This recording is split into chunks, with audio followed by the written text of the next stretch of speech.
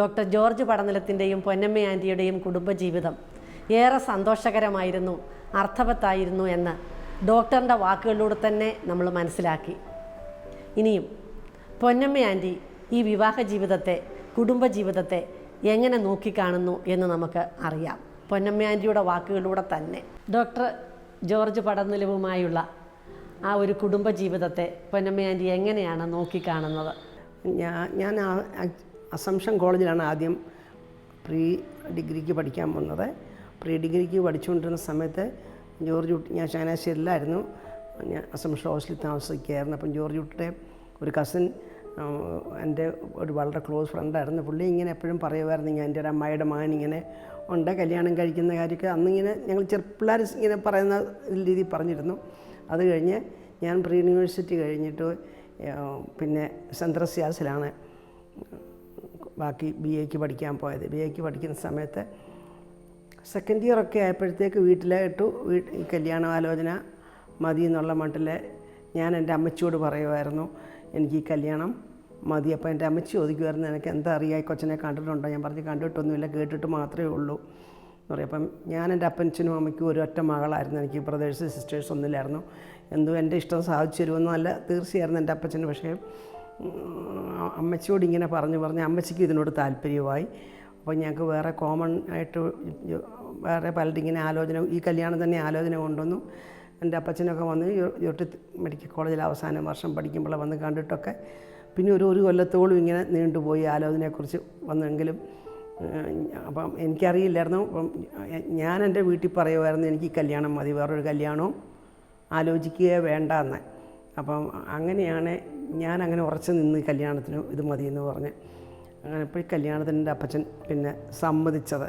ഞാൻ ജോർജിയെ കണ്ടിട്ടില്ല, ഒന്നുമില്ല, ഇങ്ങനെ കേട്ടിട്ടുള്ളത് മാത്രമേ ഉള്ളൂ പുള്ളിയുടെ കുറിച്ച് കസിൻ പറഞ്ഞ്. അങ്ങനെ കല്യാണം ഓർക്കാപ്പുറത്ത്. പക്ഷേ ഇങ്ങനെ ആലോചിച്ചെങ്കിലും ഇവർ കാണാൻ വരുന്നു, അങ്ങനെയൊന്നും ഞങ്ങൾ തമ്മിൽ കണ്ടിട്ടൊന്നുമില്ല.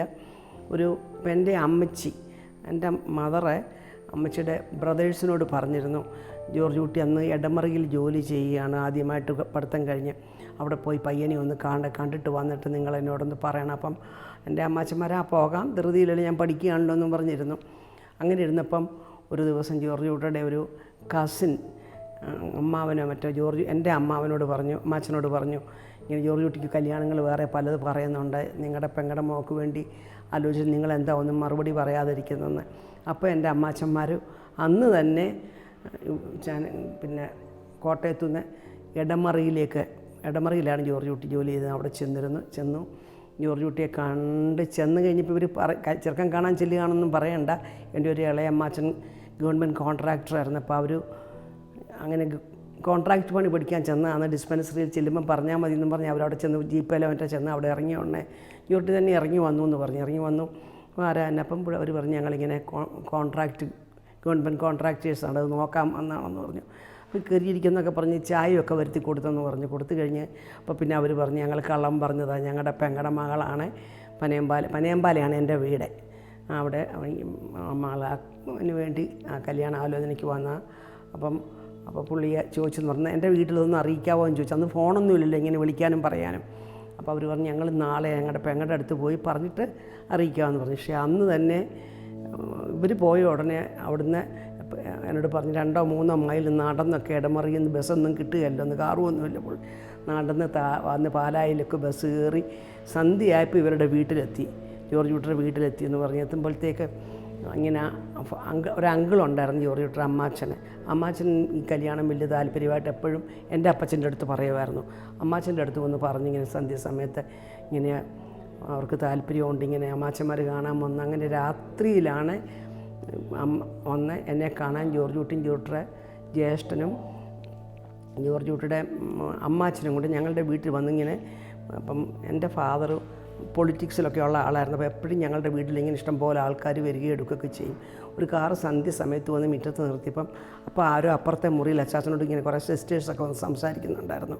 അപ്പോൾ എൻ്റെ അപ്പച്ചൻ പറഞ്ഞു, മോള് പോയി കഥവ് തുറന്നിട്ട് അവരോട് അവിടെ ഇരിക്കാൻ പറയാൻ പറഞ്ഞു. ഞാനാരാന്ന് അറിയില്ലായിരുന്നു. ഞാൻ ചെന്നു, ഒരു കറുത്ത സാരിയും ബ്ലൗസും ഒക്കെ എടുത്ത് ഒത്തിരി മുടിയുണ്ട്, മുടിയിൽ എണ്ണയൊക്കെ പുരട്ടി കുളിക്കാൻ ഏറ്റവും പ്രാകൃതമായ വേഷത്തിൽ നിൽക്കുന്നൊരു സമയമായിരുന്നു. ഞാൻ ആരാന്നറിയാൻ മേല. പോയി കഥവൊക്കെ തുറന്നു കയറി ഇരിക്കുക, അച്ചാച്ചൻ ഇപ്പോൾ വരുമെന്ന് പറഞ്ഞു. ജോർജ് കുട്ടി വന്ന് ജോർജ് ജ്യേഷ്ഠനും അമ്മാച്ചനും കൂടെ വന്ന് എന്നെ കണ്ടെല്ലാം കഴിഞ്ഞ് ഞങ്ങൾ രാത്രി അന്ന് ഞങ്ങൾക്ക് ലൈറ്റൊന്നും ഞങ്ങളുടെ നാട്ടിലില്ല. പനയമ്പാലം ഒരു ഗ്രാമപ്രദേശമാണ്, വിളക്കാണ്. വിളക്കത്ത് വെച്ചാൽ കാപ്പിയൊക്കെ കൊടുത്തു കഴിഞ്ഞു. അപ്പം എൻ്റെ അപ്പച്ചൻ എന്നോട് ഇങ്ങനെ വിളിച്ചു, എന്താ എങ്ങനെ അപ്പച്ചനും അമ്മച്ചിയും വേറെ ആരുമില്ല, എൻ്റെ ചിറ്റപ്പനും അപ്പം കാറ് വരുന്ന കാണുന്നുണ്ട്, അവിടെ കയറി വന്നു. കണ്ടു കഴിഞ്ഞപ്പോൾ എന്നോട് എൻ്റെ അപ്പച്ചൻ ചോദിച്ചു, മോളെ നിൻ്റെ അഭിപ്രായം എന്നാന്ന് ചോദിച്ചു. ഞാൻ പറഞ്ഞു എനിക്കിഷ്ടപ്പെട്ടു, അച്ചാച്ചന് ഇഷ്ടം പോലെ ചെയ്യാൻ പറഞ്ഞു. അപ്പം ഇപ്പോഴും ഞാൻ എപ്പോഴും ഓർക്കും എൻ്റെ അപ്പച്ചൻ എന്നെ കെട്ടിപ്പിടിച്ചൊരു ഉമ്മ വന്നു വെച്ച് പറഞ്ഞു, മോളെ നിൻ്റെ ഇഷ്ടത്തിനൊന്നും വിപരീതമായിട്ട് അച്ചാച്ചൻ നിൽക്കുന്നില്ല എന്നും പറഞ്ഞ് അന്ന് രാത്രി കല്യാണം ഇറങ്ങി വന്ന് എൻ്റെ അച്ചാച്ചന് ഇവർക്ക് വാക്ക് കൊടുത്തു, വേറെ ആരോടും ചോദിക്കുക. അതുകൊണ്ട് ഇവിടെ ഒന്നും ജോർജ് കുട്ടിയോടും ജോർജ് ജ്യേഷ്ഠനോടും അമ്മാച്ചനോടും പറഞ്ഞു, പക്ഷെ നാളെ ഉച്ച വരെ ഇത് ആരോടും പറയണം, ഉച്ചയ്ക്കുള്ളിൽ എനിക്ക് ഉച്ച കഴിയുമ്പോൾ എൻ്റെ ഫാമിലിയിൽ നിന്നുള്ളവരെല്ലാം കൂട്ടി വീട് ചെറുക്കൻ്റെ വീട്ടിൽ വരണമല്ലോ, വന്ന് കണ്ടു കഴിഞ്ഞാൽ അവിടെ ഇരുന്ന് ഒഫീഷ്യൽ വാക്കേ പറയുള്ളൂ എന്ന് പറഞ്ഞു. അങ്ങനെ ഇവർ പിറ്റേ ദിവസം ഉച്ചയായപ്പം എൻ്റെ ചിറ്റപ്പന്മാരോ അമ്മച്ചിയുടെ കൂട്ടുകാരോ എല്ലാം കൂടെ ഇവിടെ വന്നെല്ലാം കണ്ട് കല്യാണം ഉറപ്പിച്ചു. കല്യാണം ഉറച്ചിട്ട് അപ്പം ജൂൺ 16th 17th അങ്ങനെയായിട്ട് അപ്പോൾ 2 ആഴ്ച ജൂലൈ 5-ാം തീയതിയാണ് കല്യാണം നിശ്ചയിച്ചത്. ജോർജിയുടെ ബ്രദറിന് പഠിക്കാനായിട്ട് ബോംബെക്ക് പോകണമായിരുന്നു, അപ്പോൾ അതിന് മുമ്പ് കല്യാണം നടത്തണം. അങ്ങനെ കല്യാണം ഉറച്ചു. കല്യാണം ജൂലൈ ഒരു 3 ആഴ്ച കൊണ്ടായിരുന്നു കല്യാണം. വളരെ ഗംഭീരമായൊരു കല്യാണമായിരുന്നു എന്ന് പറഞ്ഞാൽ ഞങ്ങളുടെ നാട്ടിലെല്ലാവരും പറയുന്ന അന്ന് നാട്ടിൽ കണ്ടിട്ടില്ലാത്തൊരു കല്യാണമായിരുന്നു. ഏകദേശം അന്നത്തെ കാലത്ത് 1500 പേരെ ഞങ്ങളുടെ വീടിന് ചുറ്റും പന്തലിട്ടാണ് സദ്യ നടത്തിയത്. ഞങ്ങളുടെ ബന്ധക്കാരും കൂട്ടരും നാട് മുഴുവൻ, ഞങ്ങളുടെ ഗ്രാമപ്രദേശം മുഴുവൻ എല്ലാ വീട്ടിലും വിളിച്ചുള്ള നടന്നൊരു കല്യാണമാണ്. വേറെ കല്യാണങ്ങളൊന്നും അപ്പച്ചന് ഇല്ലായിരുന്നത് കൊണ്ട് അച്ഛൻ വളരെ പൊതുപ്രവർത്തനമൊക്കെ ആയിരുന്നു. അതുകൊണ്ട് ഭയങ്കരമായിട്ട് അങ്ങനത്തെ രീതിയിലൊരു കല്യാണം, ഗംഭീരമായൊരു കല്യാണമൊക്കെ കഴിഞ്ഞ് ജൂലൈ 5-ാം തീയതിയാണ് ഞങ്ങളുടെ കല്യാണം കഴിഞ്ഞത്. അത് എൻ്റെ പള്ളിയിൽ വെച്ചാണ് ഞാൻ ജനിച്ചു വളർന്ന് ആ പള്ളിയിൽ വെച്ചാണ്. ഞാൻ റീത്ത് സമുദായത്തിൽപ്പെട്ട ആൾ, കാതലിക്ക് മലങ്കര കാതലിക്ക് അതാണ്. അവിടെ വെച്ച് കല്യാണം നടന്നു. എൻ്റെ ഒരു ഫസ്റ്റ് കസിൻ ഒരു തമ്പി അച്ഛൻ, പുള്ളിയാണ് കല്യാണം നടത്തി. വേറെ അച്ഛന്മാരൊക്കെ ഉണ്ടായിരുന്നു, പക്ഷേ പുള്ളിയാണ് എന്നെ കെട്ടിച്ചതും. അവിടെ വെച്ചാണ് കല്യാണം നടന്നത്. കല്യാണം കഴിഞ്ഞ് ഞങ്ങളുടെ വീട്ടിൽ സദ്യയൊക്കെ കഴിഞ്ഞ് അന്ന് തന്നെ ജോർജ് കുട്ടിയുടെ വീട്ടിലേക്ക് വൈകിട്ട് വന്നു കഴിഞ്ഞ് അപ്പോൾ ഇവിടെ നിന്നിട്ടൊരു ടീ പാർട്ടി ഉണ്ടായിരുന്നു. ഇവരുടെ ഉള്ളവരെയൊക്കെ വിളിച്ച് അങ്ങനെ എല്ലാവരെയും ഒക്കെ അവിടെ വെച്ച് അങ്ങനെ കല്യാണം കഴിഞ്ഞ് പിറ്റേ ദിവസം ഞങ്ങൾ ജോർജ് കുട്ടിയുടെ വീട്ടിൽ നിന്ന് പിന്നെ എൻ്റെ വീട്ടിലേക്ക് ഇവർ വന്നെന്നെ ഞങ്ങളെ കൊണ്ടുപോയി. അവിടെ പിന്നെ ഒരു അച്ചാച്ചൻ്റെ രാഷ്ട്രീയത്തിലുള്ള ആൾക്കാർക്കൊക്കെ വേണ്ടി ഒരു പാർട്ടി ഉണ്ടായിരുന്നു. പാർട്ടിയെല്ലാം കൂടി അങ്ങനെ അത് കഴിഞ്ഞ് ഒരാഴ്ച ഞങ്ങൾ ഇവിടെയും വന്ന് അന്നങ്ങനെ എല്ലാവരും ഇപ്പോഴത്തെ പോലെ എല്ലാ വീടുകാരും വിരുന്നിന് വിളിക്കും, ഊണ് കഴിക്കാൻ വിളിക്കുമല്ലോ. അപ്പോൾ ഞങ്ങൾക്ക് 2 കൂട്ടരുടെയും ഇവിടെ എല്ലാം വീട്ടിൽ, എൻ്റെ അമ്മ വീട്ടിലെ അപ്പം വീട്ടിലൊക്കെ പലയിടത്തും വിളിച്ചു. പക്ഷേ ഒരാഴ്ച കഴിഞ്ഞപ്പോൾ ഞങ്ങളെ പുള്ളി മെഡിക്കൽ കോളേജിൽ പഠിച്ചിരുന്നിടത്ത് എന്നെ കൊണ്ടുപോകാൻ ഞങ്ങളങ്ങനെ ട്രിവാൻഡ്രത്തിന് പോയി 3-4 ദിവസം ട്രിവാൻഡ്രത്ത് താമസിച്ചു. മെഡിക്കൽ കോളേജൊക്കെ കാണിച്ചു. പുള്ളിയുടെ കുറേ പഠിപ്പിച്ച സാറുമാരെയൊക്കെ പരിചയപ്പെടുത്തി. അപ്പോൾ കല്യാണത്തിൻ്റെ അന്ന് ന്യൂട്രൽ മെഡിക്കൽ കോളേജിൽ നിന്നൊക്കെ ഫ്രണ്ട്സും കാര്യം എല്ലാവരും വന്നിട്ടുണ്ടായിരുന്നു. അത് ഇങ്ങനെ പറഞ്ഞതായിരിക്കും അന്ന് മെഡിക്കൽ പുള്ളിയുടെ ദേഹത്ത് അത് പറഞ്ഞിട്ടുണ്ടോ? അപ്പോൾ ഞങ്ങൾ കല്യാണത്തിന് വരിക, പുള്ളി ഇവിടുന്ന് ഒരുങ്ങി ഇവർ കാറയിലെ വീട്ടിൽ നിന്ന് വരുന്നു. ഇപ്പോൾ കല്യാണം പലരും ഉണ്ടെന്ന് ഞങ്ങളുടെ അടുത്തെത്താറായപ്പോൾ പുള്ളിയുടെ ഒരു അമ്മായിയുടെ കൊച്ചുമകൻ, ഇവരെല്ലാം കൂടെ കാറിലിരിക്കുന്നു. പുള്ളി നല്ല പാലപ്പവും ആട്ടിറച്ചിയൊക്കെ ഇവരുടെ വീട്ടിൽ നിന്ന് കഴിച്ചിട്ട്, അപ്പോൾ അമ്മായിക്ക് നിർബന്ധം ഈ കൊച്ചിനെ ആ അമ്മായിയുടെ കൂടെ എല്ലാവരും പറഞ്ഞു വേറൊരു കാറാണ് അമ്മായിയും കൊച്ചും. അമ്മായി സമ്മതിക്കത്തില്ല, അപ്പച്ചൻ്റെ പെങ്ങളെ കയറിയിരുന്നു. ഞങ്ങളുടെ പള്ളിയുടെ അടുത്ത് 1 മൈൽ അകലം ഈ കൊച്ച് ജോർജ് ദേഹത്തോട്ടങ്ങ് ഛർദ്ദിച്ചു. കല്യാണം കെട്ടാൻ വരുന്നത് തലയിലും ദേഹത്തും കൂടെ പാലപ്പവും ഇറച്ചിക്കറി. അപ്പം അന്നൊക്കെ ഇങ്ങനെ എന്നെ ഫോണിലൊന്നുമില്ല. അവിടെ ഒരു തോടുണ്ടായിരുന്നു. എപ്പോഴും ഞങ്ങൾ ആ തോടിപ്പോഴും ഓർക്കും. ആ തോട്ടിലിറങ്ങി നിന്നു. അപ്പം എന്നിട്ട് ഒരു കാറ് തിരിച്ച് ഇങ്ങോട്ട് ചങ്ങനാശ്ശേരിക്ക് വിടാൻ തുണി വേറെ എടുത്തുകൊണ്ട് വരേണ്ട, പള്ളി കെട്ടാനും വരുന്ന പറ്റില്ല, ദേഹം മുഴുവൻ ഛർദ്ദിൽ. അപ്പോൾ അങ്ങനെ നിൽക്കുമ്പോഴത്തേക്കും മെഡിക്കൽ കോളേജിൽ നിന്നുള്ള ഫ്രണ്ട്സ് എല്ലാം കൂടെ വന്നപ്പം അവനൊരു ഡോക്ടർ ജോർജ് കുട്ടി തോട്ടിൽ നിൽക്കുന്ന കണ്ടുകൊണ്ട് അവർ വണ്ടി ഇവിടെ നിർത്തി, എന്താടാ ജോർജ് ഇവിടെ നിൽക്കുന്നതെന്ന് ചോദിച്ചു. അപ്പം പറഞ്ഞിങ്ങനെ പറ്റി ഉടനെ മുണ്ടും. പുള്ളിയുടെ കയ്യിൽ ഒരു ഡോക്ടർ രാമകൃഷ്ണപിള്ള, പുള്ളി ഇപ്പം മെഡിക്കൽ കോളേജിലെ പ്രിൻസിപ്പലായിട്ടൊക്കെ ഇരുന്ന പുള്ളിയുടെ വളരെ ക്ലോസ് ഫ്രണ്ടായിരുന്നു. പുള്ളിയുടെ കയ്യിൽ പുള്ളിയുടെ മുണ്ടും ഷർട്ടും എല്ലാം കൊടുത്തു, തുണിയെല്ലാം കൊടുത്തു. പുള്ളിയുടെ തോർത്തും സോപ്പും എല്ലാം തോട്ടിൽ നിന്ന് വെള്ളം എല്ലാം കോരി കുളിച്ചു എല്ലാം കഴിഞ്ഞ് സോപ്പിട്ടു. പുള്ളിയുടെ മുണ്ടും ചുമന്ന മുണ്ടായിരുന്നു. ഈ നമ്മുടെ ഖാദിയല്ല, നാടൻ മുണ്ടില്ലേ നമ്മൾ ഈ അത്തരം ഒരു മുണ്ടും വെള്ള ഷർട്ടും ഒക്കെ കെട്ടാൻ വന്നത്. അപ്പോൾ ഞങ്ങളുടെ അവിടെ വന്ന് പള്ളി വന്നിറങ്ങുമ്പോൾ എല്ലാവരും ഞങ്ങളുടെ അമ്മായിമാരും കൂടുതലെല്ലാം ചോദിക്കുന്നു, ഇതെന്നെ ചെറുക്കൻ ഇങ്ങനത്തെ വേഷത്തിൽ പെണ്ണ് കെട്ടാൻ വന്നതെന്ന് അറിയുന്നില്ല. അപ്പോൾ എല്ലാവരും വിശ്വസിച്ചു. അപ്പം എൻ്റെ അപ്പച്ചനോട് ചോദിച്ചു തന്നെ അതെന്തെങ്കിലും കാരണം കാണാൻ നിങ്ങളൊന്നും പറയണ്ട, ആരും ഒന്നും പറയണ്ടെന്ന് പറഞ്ഞു. ഈ വേഷത്തിൽ കെട്ടി ഞങ്ങളെ പള്ളിയിൽ നിന്ന് കല്യാണം കഴിഞ്ഞു. ഇച്ചിരി കഴിഞ്ഞ് പള്ളി മേടയിലായിട്ട് പോയിട്ട് ഇറങ്ങി വന്നപ്പോഴത്തേക്ക് വീട്ടിൽ ചനശ്ശേരി വന്ന് കാറയിലെ സാധനം ഉടുപ്പൊക്കെ കൊണ്ടുവന്ന് തുണിയൊക്കെ മാറി സാധാരണ പിന്നെയും വേഷം ഇട്ട് അങ്ങനെ ഒരു സംഭവം ഉണ്ടായി കല്യാണത്തിൻ്റെ അന്ന്. ആ പുള്ളിക്കാരൻ ഇപ്പോഴും ജീവിച്ചിട്ടുണ്ട്. വരുമ്പോഴൊക്കെ പറഞ്ഞു, നീ എൻ്റെ ദേഹത്ത് ചേർത്ത് ചോർക്കുന്നുണ്ടോ പലപ്പോൾ കുറച്ച്. അതെ.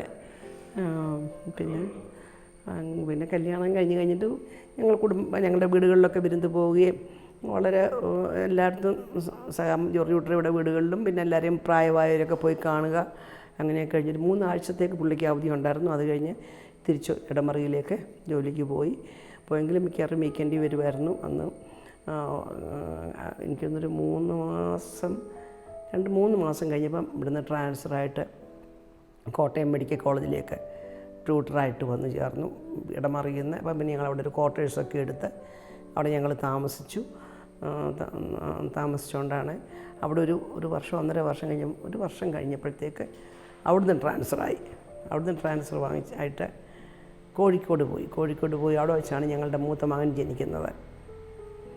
കോഴിക്കോട് വെച്ചാണ് മൂത്ത മകൻ. 1965 മോൻ അവിടെ വെച്ചാണ് ജനിക്കുന്നത്, കോഴിക്കോട്. അവിടെ അവിടുന്ന് പിന്നെ മോനൊക്കെ ജനിച്ചു കഴിഞ്ഞപ്പം കൊച്ചുമക്കളൊക്കെ ഇല്ലാതിരുന്ന് എൻ്റെ അപ്പച്ചനൊക്കെ കൊച്ചിനെ കാണാൻ അവരൊക്കെ എല്ലാം വലിയ ആഗ്രഹം. അങ്ങനെ വന്ന് പിന്നെയും സ്ഥലം മാറ്റം വാങ്ങിച്ച് തിരിച്ച് നാട്ടിൽ കൊണ്ടുവന്നു. നാട്ടിൽ വന്ന് ഞങ്ങൾ കൊല്ലത്ത് അവിടെ കുറച്ച് നാൾ കഴിഞ്ഞ് അവിടുന്ന് പിന്നെയും അത് ഒത്തിരി ദൂരമാണെന്ന് പറഞ്ഞ് ഞങ്ങൾക്ക് വെൺമണി എന്ന് പറഞ്ഞാൽ ചെങ്ങന്നൂരടുത്ത് അവിടെയാണ്. അവിടെ വന്ന് അവിടുത്തെ ഗവൺമെൻറ് ഹോസ്പിറ്റലിൽ പ്രാക്ടീസ് ചെയ്യുന്നു. അവിടെ വെച്ചാണ് രണ്ടാമത്തെ മകൻ ജനിക്കുന്നത്. അത് കഴിഞ്ഞ് മോൻ ഒരു 6 മാസമൊക്കെ ആയപ്പോഴത്തേക്ക് ഞങ്ങൾ പിന്നെ അമേരിക്കയ്ക്ക് പോയി. 6 മാസം കഴിഞ്ഞ് ഞാനും കുട്ടികളും അമേരിക്കയ്ക്ക് പോയി. അങ്ങനെ വളരെ ഇതായിട്ട് 1.5-2 വർഷം ആലോചിച്ചിരുന്ന കല്യാണമാണ് ഞങ്ങളുടെ നടന്ന കല്യാണം. അന്നത്തെ കാലത്ത് ജോർജ് കുട്ടി ഈ നാട്ടിലെ ഒരു എലിജിബിൾ ആയിട്ടുള്ളൊരു ബാച്ചിലറും ഡോക്ടറും ഒക്കെ ആയിരുന്നു. പല വലിയ സമ്പന്ന വീടുകളിൽ നിന്നും കല്യാണങ്ങൾ ആലോചിച്ചു. വൻതുക സ്ത്രീധനമൊക്കെ പറഞ്ഞു വന്നെങ്കിലും എന്നെയൊക്കെ വിവാഹം കഴിച്ചത്. പിന്നെ പറയുന്നത് പുള്ളിക്ക് ഈ കല്യാണം മതിയെന്ന്. എൻ്റെ ഒരു കസിൻ പുള്ളിയോട് മെഡിക്കൽ കോളേജിൽ പഠിക്കുന്നുണ്ടായിരുന്നു, ഒരു ഡോക്ടർ ജോർജ്. അങ്ങനെ ഇങ്ങനെ എന്നെക്കുറിച്ച് പറയുമായിരുന്നു. അങ്ങനെ പുള്ളി ഈ കല്യാണം മതിയെന്ന് പറഞ്ഞ് വീട്ടിൽ നിർബന്ധം പിടിച്ചുകൊണ്ടിരുന്നു. അപ്പം ഞങ്ങളുടെ കല്യാണം കഴിയുമ്പോൾ ഞങ്ങളുടെ 2 പേരുടെ അമ്മച്ചിമാർ ചോദിച്ചു, നിങ്ങൾ രണ്ടും ഞങ്ങളുടെ വീടുകളിൽ നിർബന്ധം പിടിച്ച് നിങ്ങൾ തമ്മിൽ എവിടെ വെച്ചാൽ കണ്ടതെന്ന് ചോദിച്ചു. ഞങ്ങൾ കണ്ടിട്ടില്ല. അപ്പോൾ ജോർട്ടി പറഞ്ഞു, ഞാൻ സെൻട്രസിയാസിൽ പോയി പൊന്നമ്മയെ കണ്ടിട്ടുണ്ട്, ഒരിക്കലും കണ്ടിട്ടില്ല. അവർ രണ്ടും അതങ്ങോട്ട് വിശ്വസിച്ചല്ലേ പിന്നെ ഇങ്ങനെ നിർബന്ധം പിടിക്കുക കല്യാണത്തിന്.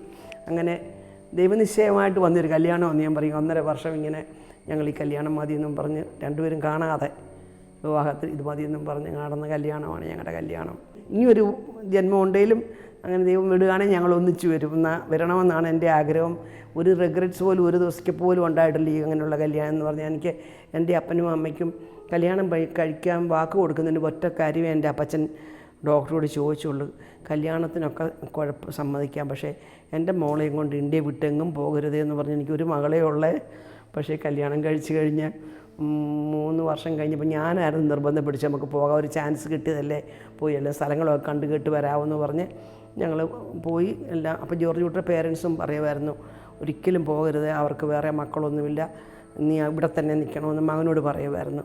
അങ്ങനെ ഞങ്ങൾ 67 അമേരിക്കയ്ക്ക് പോയി. എല്ലാവരുടെയും ജീവിതത്തിലുള്ള ബുദ്ധിമുട്ടുകളൊക്കെ ഞങ്ങൾക്ക് പലപ്പോഴും ഉണ്ടായിട്ടുണ്ട്, സാമ്പത്തികമായിട്ടും എല്ലാ രീതിയിലും. പക്ഷേ അതൊക്കെ ഞങ്ങൾ വളരെ സന്തോഷത്തോടെ തരണം ചെയ്യാൻ സാധിച്ചിട്ടുണ്ട്.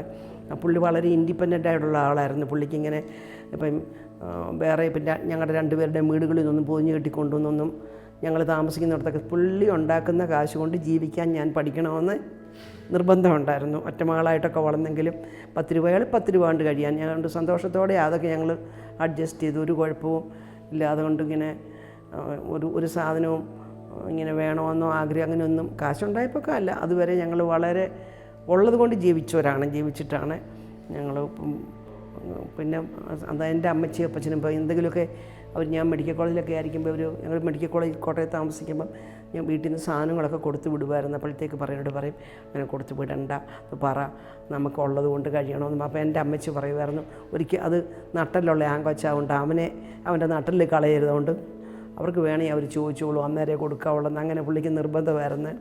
പിന്നെ കല്യാണം കഴിച്ചപ്പോൾ എന്നോട് എപ്പോഴും പറഞ്ഞു തരുമായിരുന്നു, ഞാനൊരു മകളായിരുന്നു, ഒരിക്കലും എൻ്റെ അപ്പച്ചൻ്റെയും അമ്മച്ചിയുടെയും പോയി ഒരിക്കലും ഞാനൊരു സാധനം അവരോട് ആവശ്യപ്പെടില്ല, എന്തെങ്കിലും അങ്ങോട്ട് ചെയ്തോണം അവരെ സ്വന്തം അപ്പനെയും അമ്മയും നോക്കുന്ന പോലെ തന്നെ പുള്ളി എൻ്റെ അപ്പനെയും അമ്മയും നോക്കി. ചാനിയും അമ്മച്ചി അതുപോലെ എൻ്റെ അപ്പച്ചൻ അവസാനം പറയുമായിരുന്നു, ഇത്രയും എൻ്റെ അപ്പച്ചൻ്റെ ജ്യേഷ്ഠന്മാരും സഹോദരനും ഇത്രയും ഭാഗ്യം വേറെ ആർക്കും അതുപോലെ സ്വന്തം ഒരു മകൻ നോക്കുന്ന പോലെ എന്നെക്കാളും നല്ലതായിട്ട് നോക്കി എൻ്റെ അപ്പനെയും അമ്മയും ജോർജ് കുട്ടി നന്നായിട്ട് എല്ലാം നോക്കി. വിവാഹ ജീവിതത്തിൽ ഒത്തിരി ശൈഥില്യങ്ങൾ നാം കാണുന്നുണ്ട്. പക്ഷേ ഇവരുടെ വിവാഹ ജീവിതം ഇതിനെല്ലാം ഒരു വലിയ മാതൃകയാണ്. ഇത്രയും വർഷം കഴിഞ്ഞിട്ടും പൊന്നമ്മ ആൻറ്റി വളരെ സന്തോഷത്തോടെ പറയുന്ന ഒരു കാര്യമുണ്ട്, ഇനി എത്ര ജന്മമുണ്ടെങ്കിലും ഡോക്ടർ ജോർജ് പടനിലത്തെ തന്നെ ഭർത്താവായി ലഭിക്കാനാണ് പൊന്നമ്മ ആൻറ്റി ആഗ്രഹിക്കുന്നത്, ദൈവത്തോട് പ്രാർത്ഥിക്കുന്നത്. നോക്കുക, എത്ര സന്തോഷവതിയാണ് പൊന്നമ്മ ആൻറ്റി എന്ന ഭാര്യ. അതെ, കൂടുതൽ ഇനിയുള്ള കാലം സന്തോഷത്തോടെ ജീവിക്കുവാൻ നിങ്ങളെ രണ്ടുപേരെയും ജഗദീശ്വരൻ അനുഗ്രഹിക്കട്ടെ എന്നാണ് ഞങ്ങളുടെയും പ്രാർത്ഥന. ഡോക്ടർ ജോർജ് പടനിലത്തിൻ്റെ ജീവിതത്തിലൂടെയുള്ള നമ്മുടെ യാത്ര തുടരുകയാണ്. അടുത്ത എപ്പിസോഡുകളിൽ പുതിയ വിശേഷങ്ങളുമായി നമുക്ക് കണ്ടുമുട്ടാം.